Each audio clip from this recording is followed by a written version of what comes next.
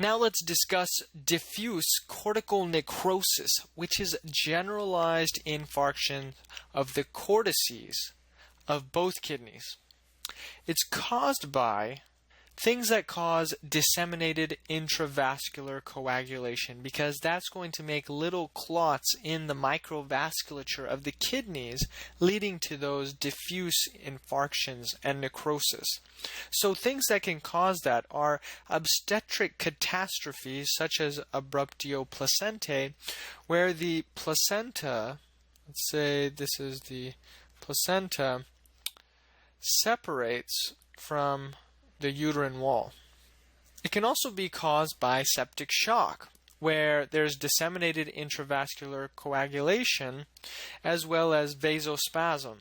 And both of these lead to small infarctions in the cortices of the kidney. So if this is the kidney and we have our medulla here and here's our cortex, there's going to be a bunch of little infarctions all throughout the two kidneys due to these little clots in the microvasculature. Next, we have acute tubular necrosis, which is the most common cause of intrinsic renal failure. The interesting thing about this disease, however, is that it is reversible in some cases, but it can be fatal. And when it's fatal, death occurs during the maintenance phase. And we're going to talk about what I mean by maintenance phase in a second.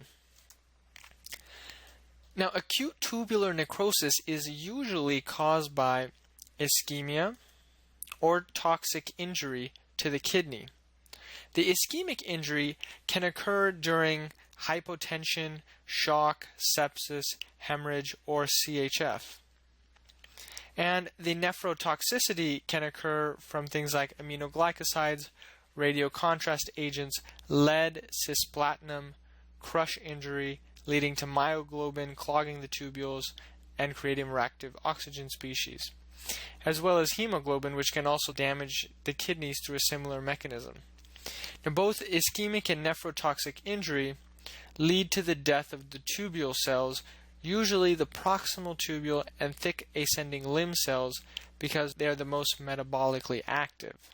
Hypotension, shock, sepsis, lead, hemoglobin, proximal, and thick ascending limb, most metabolically active.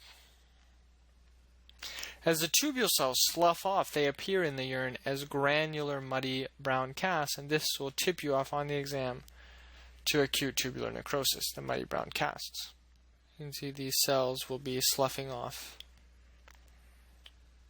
So there's three phases of acute tubular necrosis. First is the inciting event, and this is followed by the maintenance phase, which usually lasts 1 to 3 weeks.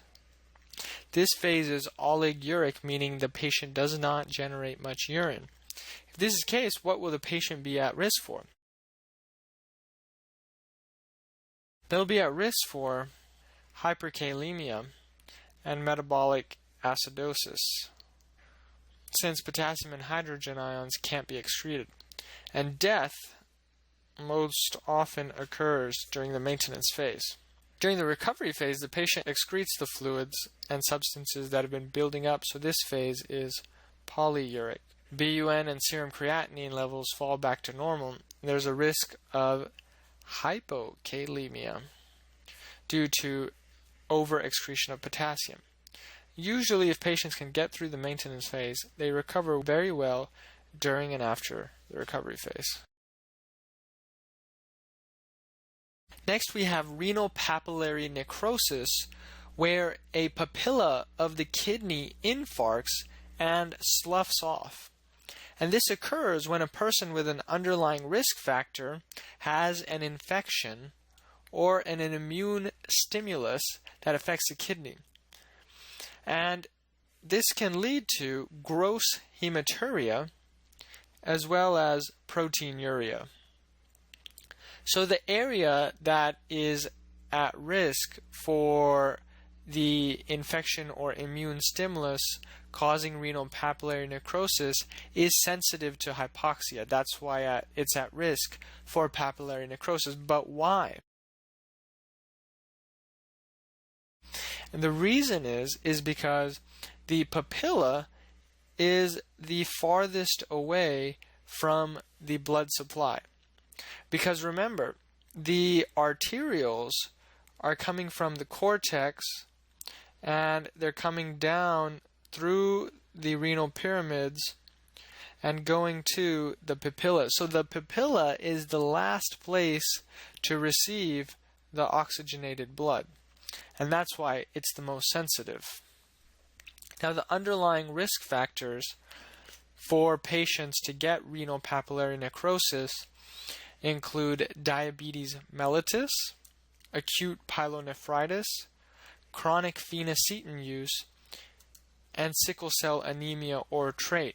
So patients with any one of these diseases who then have an infection or immune stimulus can then have renal papillary necrosis. Now let's talk about acute kidney injury, which is also known as acute renal failure. Just like the term heart failure, where the heart is not able to meet the demands placed on it, renal failure is the condition of the kidney failing to meet the demands placed on it. This means that the kidney is not able to adequately filter plasma, and this causes azotemia, which is the rise in BUN and creatinine in the blood.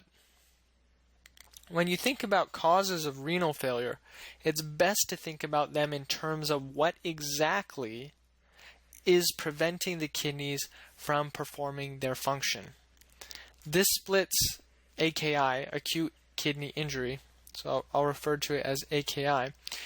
It splits it into three categories: pre, intrinsic, and post. Pre-renal, intrinsic renal, and post-renal failure.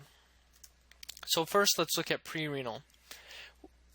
Pre-renal essentially results from decreased renal perfusion to an otherwise normal kidney. So remember, in this case, the kidneys are normal, but there's decreased perfusion, such as during hypotension. So the GFR decreases, and the kidneys attempt to conserve blood volume. And the term kidney injury here is actually a little misleading because the kidneys are not actually injured. They're just failing to filter the plasma adequately because not enough plasma is coming to them. This leads to an increase in the BUN to creatinine ratio.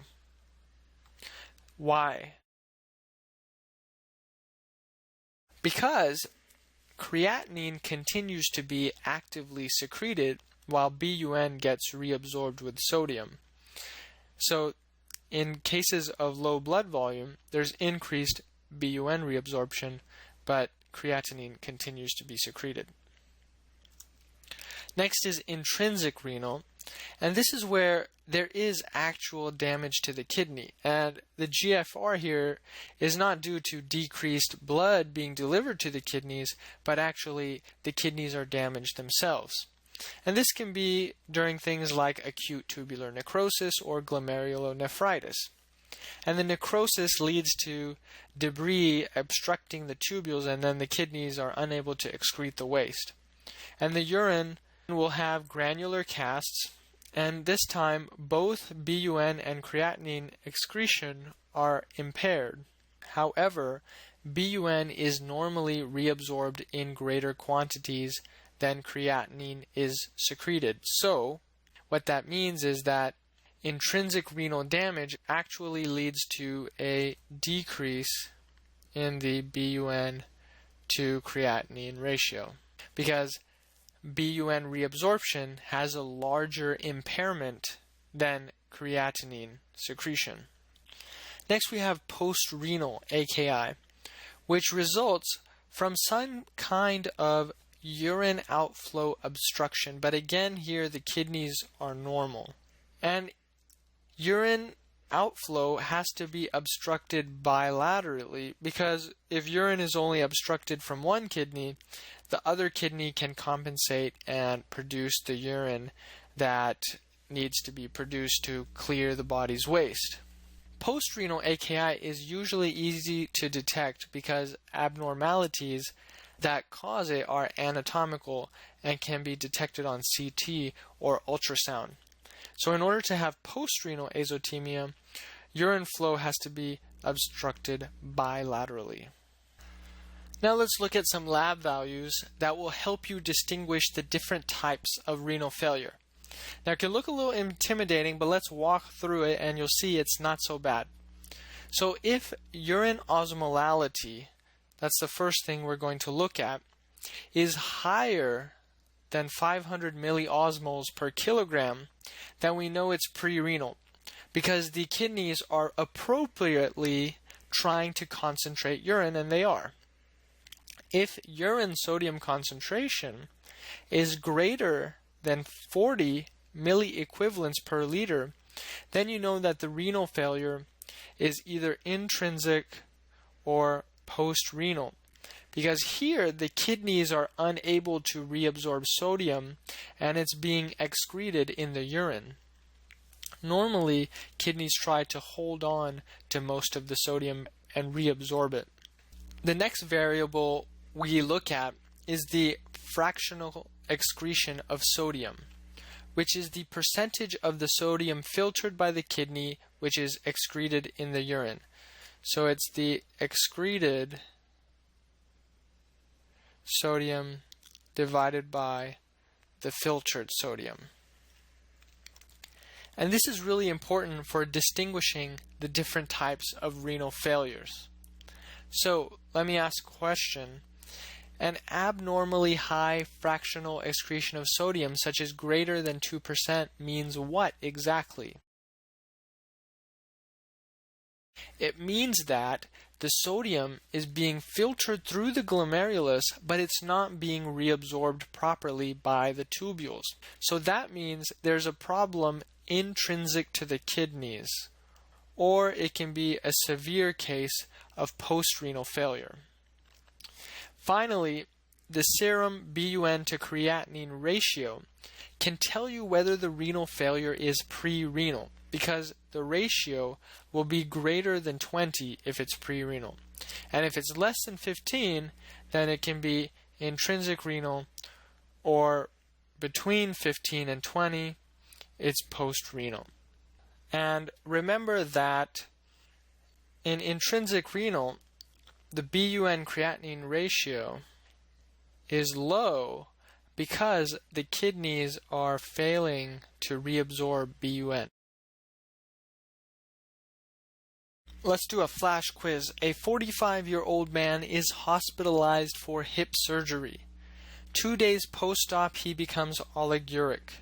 His blood work is notable for a serum BUN of 40 mg per deciliter with a serum creatinine of 1.3 mg per deciliter. Which of the following therapies would be most helpful? Antibiotics, IV fluids, or furosemide? If you said IV fluids, you're right. This patient has acute renal failure, which you can tell from his oliguria, and he has an elevated BUN to creatinine ratio. The fact that his BUN to creatinine ratio is greater than 20 means that this is pre-renal. And remember, pre-renal is when there's decreased blood flow to an otherwise normal kidney. And since the problem is decreased perfusion, the best treatment would be to give that guy some IV fluids and replenish his blood volume.